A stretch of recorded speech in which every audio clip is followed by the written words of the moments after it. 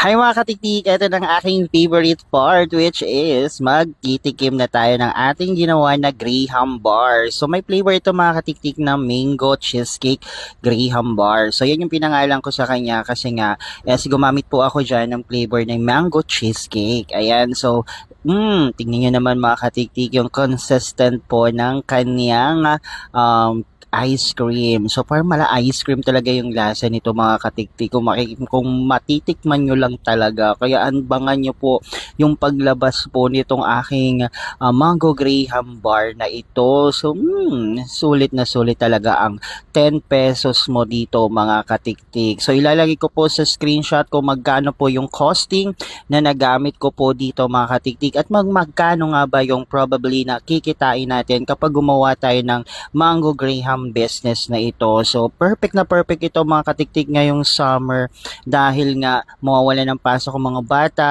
at magiging tag-init na talaga. So, ano pang iniintay ng mga katiktik? Pag-isipan nyo rin yan mabuti at sumunod na kayo sa yapak ng ibang mga nagkakaroon ng income dahil sa Mango Graham business na ito mga katiktik. So gagawa pa ako ng ibang mga flavor, abangan nyo yan. Follow for more.